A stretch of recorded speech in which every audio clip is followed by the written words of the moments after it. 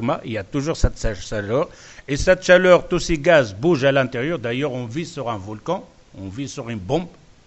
Quand on voit le globe, il est bien à l'extérieur, il est bleu, les arbres, etc. Mais à l'intérieur, c'est carrément une bombe. Quand elle va éclater, il n'y a plus rien.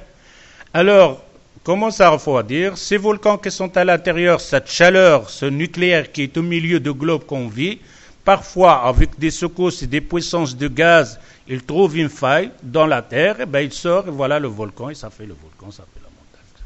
Ça, c'est la science. Mais la science a donné beaucoup de réponses à certains effets de la nature, comme quoi l'éclipse, le soleil, comment, etc., les nuages et tout ça. Mais cette science n'a pas donné la réponse à tout ce qu'ils voient. Parce que ici, c'est quelque chose de physique qu'il touche et qu'il calcule et qu'il voit et qu'il comprend et qu'il donne d'après ce qu'il a comme raison. Il donne des réponses à certains effets de la nature. Mais est-ce que cette science, ou ce cerveau, cette raison, qu'on appelle l'aql, on est en train de parler de l'aql, est-ce qu'il trouve réponse à tout? Non. On est arrivé maintenant à dire, d'abord, c'était des gens qui croient en Dieu, s'éloigner, commencent à faire donc de l'association d'adorer des montagnes, etc.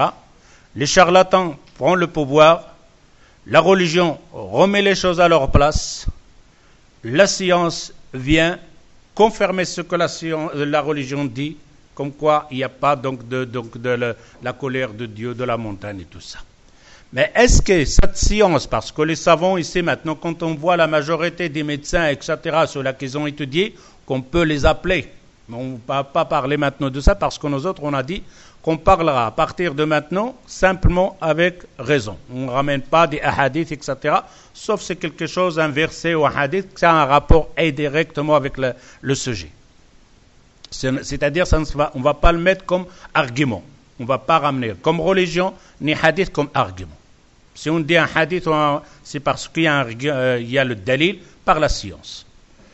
Alors, ici, cette science qu'on peut appeler les athées, qui ne croient à rien, ils disent que nous autres, on donne réponse scientifique, ce n'est pas une réponse de religion, que le prophète a dit, etc. Non, ils doivent répondre. Est-ce que cette science a donné réponse à tout ce qu'ils voient dans la nature? Non, absolument non. À ce moment-là, on dit alors, la raison, le cerveau, il est limité. Il est limité. On ne va pas parler de l'âme, etc., c'est encore plus fort. Nous, on va parler donc de moins. Comme ils disent les savants, par exemple, si on trouve le zahirat ishti'al al-dhati ou la télépathie. Si on trouve l'ishti'al al-dhati, je ne sais pas comment on l'appelle ici, je le prends simplement spontaneous human combustion. Tu as des personnes qui dorment, ça s'est passé dans donc dans tout le monde, ça s'est passé en Amérique, ça s'est passé en Afrique, en tout le monde. Si vous le faites sur l'internet, vous allez voir beaucoup. Donc, c'est la personne humaine qui dort et tout d'un coup il y a le feu. Et c'est lui-même de l'intérieur, ce feu-là qu'il va brûler, se vient de la personne. Lui-même, c'est une bombe. Mais on n'a jamais donné explication à ça. Au départ, on croyait qu'il y a quelque chose, une flamme, un gaz ou quelque chose comme ça qui allume. Mais à fur et à mesure que les choses ça se passe dans les autres villes et que les scientifiques arrivent pour voir la chose, qu'ils trouvent l'origine, comme maintenant par exemple les pompiers, quand ils arrivent à une flamme, ils te disent juste où il a commencé la flamme. C'est-à-dire la flamme, le bâtiment a brûlé complètement, mais il va te dire que la flamme a commencé de ce fil-là. Ou ça a commencé de cet appareil, c'est de là qu'il est parti le feu. À ce moment-là, quand ils ont fait les analyses, ils trouvaient non, que le feu vient de l'intérieur de la personne. Et on appelle à ce moment-là al-ishti'al al-dhati. On appelle humain torche. Carrément lui-même, c'est une torche de feu. Et parfois, cette personne, soit il est brûlé complètement, soit c'est la moitié qu'il est brûlé. Mais il n'y a pas de feu autour, ni rien. C'est-à-dire qu'il est dans le lit, il est brûlé simplement là où il se trouve lui-même. Et qu'après, c'est lui-même qui a brûlé son lit. Est-ce que la science, avec toutes les analyses qu'ils ont faites, avec tout ce qu'ils ont comme technologie, ou la raison, a donné une réponse à ça? Non. On sait, oui, on sait que nous autres, on a une énergie dans notre corps. On sait que nous autres, on est des conducteurs donc de l'électricité aussi. Si tu touches par exemple un fil de l'électricité passe en toi. Pourquoi? Parce que tu es conducteur, comme le fer, comme le cuivre, etc. Tu es un meilleur conducteur. Parce qu'on a dans nous-mêmes donc des matières de la terre, du fer et tout ça. Et on sait qu'on a une certaine chaleur qu'on consomme, la chaleur de l'œil, qu'on appelle mauvais œil, hein, qu'on peut même faire tomber une personne, même l'assommer complètement. Cette chaleur, ça se trouve donc en nous-mêmes. On ne la voit pas exactement, on ne la voit pas, mais on l'a. Maintenant, s'il y avait une caméra ici spéciale, il verra, il vous montrera qu'il y a autour de moi ici tout à fait une chaleur, tout à fait une lumière autour de moi. Même si je me lève d'ici, je pars et je sors, la caméra vous donnera toujours mes images à la télévision. Je ne suis plus sur la chaise, je suis dehors, mais la caméra qui est spéciale pour cette chaleur-là vous donnera toujours l'image de moi, il est là. À un certain temps, cette chaleur que j'avais laissée ici commençait à diminuer. À ce moment-là, on trouve que la science n'a pas donné de réponse à cet humain torche. La même chose, la télépathie. La télépathie, on ne trouve pas. Qu'on appelle en arabe, c'est-à-dire at-takhatur an bu'd. Dialoguer à des distances de milliers de kilomètres sans avoir fil, qu'on appelle maintenant téléphone sans fil. Il y a certaines personnes, certains humains, pas tous, qui peuvent dialoguer, ne pas avoir un fil entre eux, etc. Est-ce qu'ils ont trouvé une explication pour ça aussi? Absolument rien. Ils savent qu'il y a quelque chose, il y a une télépathie, on a appelé, on lui a donné un nom, etc. Télépathie, discussion entre le cerveau avec un autre cerveau à des distances, à des milliers de kilomètres, mais il n'y a pas de fil, il n'y a rien. Comment ça fonctionne, on ne sait pas. Et là, il y a eu encore, comme ils disent, en 1966, en Russie, il y avait Nikolaïev. Les savants, ils ont fait un test pour ce genre de télépathie avec des savants du monde entier, des savants russes, etc. Et alors, il y avait deux personnes. Ils ont placé une personne qui s'appelle Nikolaïev, donc à Moscou, et ils ont placé une autre personne qui s'appelle Katashski, qui est à Nilgrad. Et alors, il est dans une pièce en plomb, carrément. C'est-à-dire, Nikolaïev, il est dans une pièce en plomb renfermée. Et un savant, les savants qui étaient autour là, on lui a fait tous les appareils pour, c'est-à-dire voir comment il va réagir son cerveau, qu'est-ce que c'est, quelque chose qui va réagir avec tous les appareils, les tests, les fils, etc. Et un savant qui, parmi les savants ici, il va écrire directement à ce moment-là quelque chose, des écritures mais qui n'ont aucun sens, des dessins qui n'ont aucun sens, il le donne à cette personne-là, Nikolaïev, qui est à l'intérieur de la pièce, il dépose la feuille devant lui. Il essaye de comprendre ce qui est écrit, ce que les savants lui ont donné.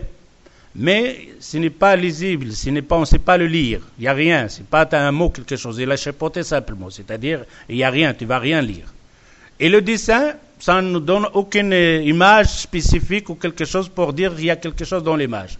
À ce moment-là, lui, comme il se concentre sur cette feuille où il y a cette écriture et ce dessin, dans l'autre côté à Leningrad, l'autre russe, Katashski, celui-là, il a aussi une feuille devant lui, mais la feuille, elle est blanche.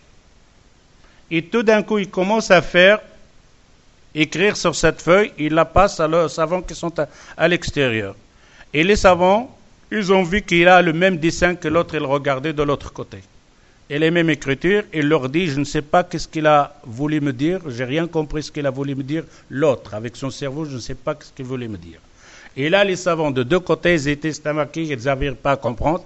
Simplement, ils ont confirmé ce qu'ils ont entendu sur des milliers de gens qui peuvent dialoguer à des distances.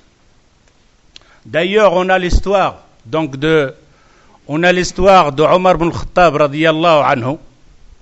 Omar ibn al-Khattab radiyallahu anhu, il avait envoyé une saria, c'est-à-dire des soldats pour une bataille. Et d'ailleurs, le commandant il s'appelle Saria. Et alors, Omar ibn al-Khattab en plein minbar, il voit devant lui comme quoi Saria il aura des problèmes. Il dit en plein minbar, et les gens de l'Jumu'ah plein regardent, et Omar dit Al-Jabal ya Sariya, Al-Jabal ya Sariya, Al-Jabal ya Sariya. Il dit à Sariya, approche-toi à la montagne. Effectivement, Sariya de l'autre côté, c'était 1 mois de marche, il entend la voix de Omar ibn Khattab et lui dit approche-toi de la montagne. Effectivement, la bataille a gagné, c'est un hadith sahih. La bataille a été gagnée par cette protection de la montagne. Quand on s'est revenu, ils ont dit on entendait Sariya lui dit je t'entends toi-même. Ta voix exactement, tu me dis, j'ai dit je regardais où tu es là à côté de moi. Et Omar ibn Khattab il dit oui, j'ai dit ça comme ça. Mais il faut bien, et Omar ibn Khattab, comme lui, que c'est un musulman, il ne faut pas oublier qu'Allah Azza wa Jal, il a des soldats. Ça peut être des anges, ça peut être qu'ils ont transmettre mon message jusque chez toi. Comment c'est passé entre ces deux personnes? Allahu A'lam. Il n'a pas de réponse exacte. Ça peut être des ondes et tout ça. Alors ici, on dit, à ce moment-là, que la science a donné réponse à certaines choses, il donne des réponses à certaines choses, il va donner des réponses à certaines choses, mais ce cerveau, il est limité. Ce cerveau ne peut pas donner réponse à tout. D'ailleurs, tout savant, il te le dira. Les savants de l'univers, si tu lui parles sur l'univers, il te dit, je n'arriverai pas à te donner même 1/10, 1/5 de ce qu'il y a dans l'univers, ou de te le faire comprendre, moi-même je le comprends, il n'y arriverai pas. Et celui, le spécialiste des mers, le spécialiste de la médecine, le spécialiste de cerveau, le spécialiste de cœur, le spécialiste des yeux, le spécialiste des oreilles, ils ne vont pas te donner ce genre donc de réponse à toutes ces questions.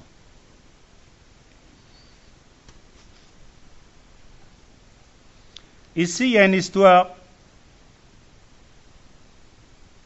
La servante de Thalès, le grand philosophe grec. Ici, Thalès, et cette histoire l'a racontée Aflaton quand il était en discussion avec une autre personne. Il parlait de cette histoire, donc de la servante de Thalès. Et Aflaton, il dit, la servante de Thalès, c'était un philosophe qui est en train de donner, qu'il recherchait, et la philosophie, on a dit, en général, ça a un rapport avec la métaphysique, après la nature.